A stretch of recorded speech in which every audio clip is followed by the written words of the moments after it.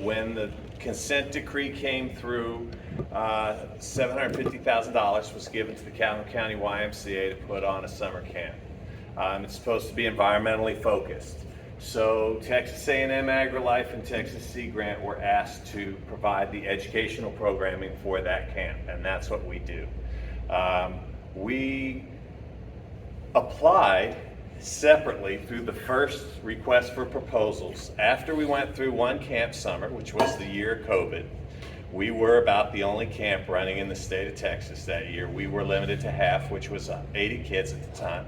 We made it through 10 weeks without a single kid getting infected.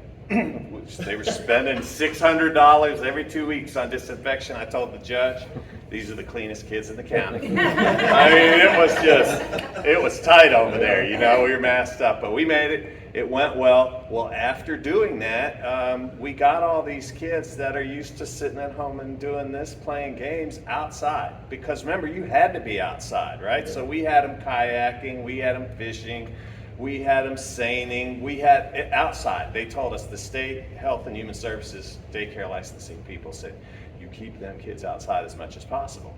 So we did. Well, the kids liked it. So then when the first request for proposals went out, I had met the trustee at an event, and I was like, you know, if we had this, we could do this. If we had this, we could do this. And so after we didn't publicize anything with that camp while it was going on, because at the time there was a lot of social media stuff going through, and I grew up before social media, and I told the judge, I don't want to tolerate that. He goes, don't. So we just kept it, we took pictures, but at the end, once we knew that everybody made it out healthy, we put all the pictures together in a video because we needed to show the trustee what we did with the money. And so then after he saw the video, he told me, take everything you told me about and put it into one proposal. And so we did. And we were awarded $51,500 for educational equipment. And the grant the equipment was to be used for Calhoun County ISD, the Calhoun County YMCA, and Calhoun County 4-H, and then other groups as we could use it. So we purchased it. A lot of it is in that barn over there. There's 20 more fishing kayaks, the type made for fishing. We had some 25-year-old tandems. Fishing rods, seines, digital microscopes. We've got about 30 of those. A touch tank. All types of sampling equipment that kids could use outside, from sampling macroinvertebrates, water, you name it. We got it. And so we started using it with the camp kids, and then the kids at Calhoun ISD, there's a wetlands program. They go up to the Tejano wetlands, Formosa Tejano wetlands. We started taking it up there. They started using it there. And then of course we use it with our 4-H kids. So when the opportunity came around for the grant, we formed the Calhoun County 4-H Sport Fishing Club. The benefit of that is the 4-H Sport Fishing Club is a 501c3, which qualified us to apply for the grant funds. Because it is part of Texas 4-H, as a chartered club of Texas 4-H, it costs us nothing to be a chartered club of Texas 4-H, but we get $1 million of liability insurance, which was a requirement for the grant. And then we have a couple parents that are in charge of the finances. But the basic gist is the entire $51,500 stayed in this county. Once we got the equipment, we used it with the kids on all types of events. And then the project that Bill just showed you at Shickey Point, last year we were approached by Calhoun County ISD. They were having a problem getting their teachers professional development training in the science courses. They could get it in history and English and all that, but couldn't get science. We'll do that for you. Well, it turns out we talked to their curriculum people, and they need 6-hour blocks. And then I talked to Janet. Hey, we're doing this. Do you have anyone at OLG that would be interested? So lo and behold, we said, well, we had it all set. We're going to put this professional development training on for teachers in science. and it's going to be locally relevant examples that they can use with their students. Then I get a call from Baylor, and Baylor is sitting on a Noah MeWe grant, and so Baylor wants to talk. So we set up a Zoom, and it was 2 curriculum people from Calhoun ISD and myself and my 4-H agent and the Matagorda County Marine agent. We're like, hey, they need numbers, we have people. We have equipment for this training, but we don't have money to pay the teachers stipends and pay for meals and bring down your vans. So we basically negotiate, I'll bring all our equipment, you can use our teachers to fulfill your grant, and then I'll come back with our equipment and I'll do another week for you with your teachers that are from the Matagorda Bay Complex all the way up through Austin, Houston. But I need you to write a check for $150 a day to each teacher for a stipend. I need you to pay for everybody's lunch in Palacios, and I need you to bring 5 15-passenger vans down here, because where we're going, we can't get a school bus.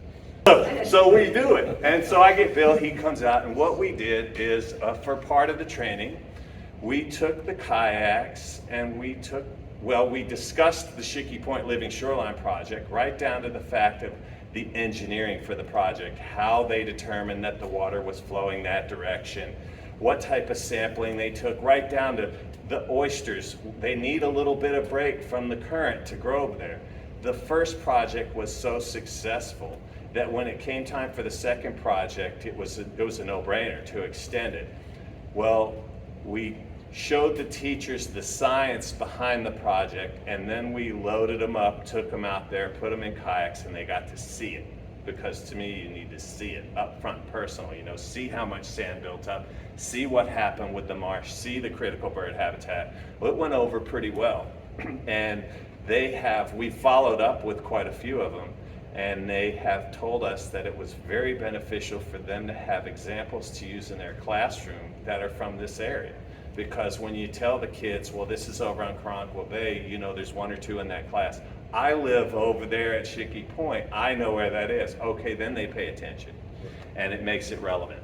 So we did our week with Calhoun and OLG, and then the following week I went back over to Palacios for the day, and we took a group of teachers that were from the Matagorda Bay watershed back out, did the same thing, and we were loading the kayaks back up. And I was talking to a couple teachers that one worked for A-Leaf ISD and one was with HISD. And somehow in the conversation, it came out, well, yeah, we have these digital scopes. And so they were all set up here, and I told the teachers, we have these. When you need them for your classroom, you just call us. We'll bring them to the school, you use them, you call us when you're done, we'll come pick them up. And I told them, I said, I don't want all this stuff sitting here in my closet. It does no good. I mean, use it. And we knew when we bought 30 scopes, and it hasn't happened yet, but some kid's gonna drop one off the table, and so what? If they don't get to use it, it's not beneficial. When we came around to last year's request for proposals, we had been working with the Calhoun kids up at the wetlands, and AgriLife has a stream trailer, which is pretty nice. It shows the kids erosion, deposition, delta formation. The teachers really like it. The teachers say it's a hard concept to teach on paper, but when they see it happen, it really gets through to the kids. Well, OSU has a lab that makes these stream trailers. They're $14,000. AgriLife has one in the state. So the problem is, when we bought it into the wetlands, it cost us 16 hours of man hours to go up to College Station, get it, bring it back, use it for a few days, and then take it back and come back. And there was also some pretty neat water models that teachers can use on tables in the classroom. And they use sweetened Kool-Aid and cocoa to simulate different things running off. And there's 6 models from a company called Viruscape. They did $9,000 for 6 models. So we put a proposal into the trust because the teachers liked it so much. I put it in, I said, look, we are going to, you give us this money to buy a trailer to keep in this area and to buy all these water models, And we are going to put on professional development training for the teachers. We're going to bring in people from Parks and Wildlife, from the river authorities. We're going to bring in a herpetologist. We're going to bring in some Bay Foundations. We're going to teach the teachers in a professional development training locally relevant examples. And then once they come through that training, if they want that, they just call me and say, hey, can we have the stream trailer at HJM on March 4th? Sure. We'll pull it over there, we'll unhook it. The goal is we will do the programming for them if they want to, but the teacher knows her kids better than I do, or his kids, and they can get through to them better. And so if we can serve as a clearinghouse to store the equipment, maintain the equipment, we'll distribute it to the school districts. And so that grant, we told the trust that we would make it available to every school district that touches San Antonio, Lavaca, Matagorda Bay. So we sent invitations to Ostwell Tyboli ISD, Calhoun, OLG, Industrial, and Palacios, because all those are on the shorelines. And that we would expand it further if we could. I just didn't want to overpromise and run myself ragged. But I've already I have a couple teachers from Victoria ISD at Mission Valley Elementary. They come down here the last 2 years. They do a beach cleanup on Earth Day at Lighthouse Beach. So I told those two teachers, they're fourth grade, I said, what grade does erosion deposition? They go, well, we do. I said, when do you do that? They said December. I said, okay, next year, give me 6 weeks and let me know when you're doing it. I got something. And I'm gonna haul it up there for them and do it for them. Because they've been good. They've come here to us and helped clean our beaches. So that's some of what we have benefited from, and we try to use the equipment in as broad a brush as possible to benefit as many kids as possible. And a lot of people in this room, I think, have been to some of the programs, whether it be the wetlands programs or 4-H programs, where we've been able to use some of this stuff.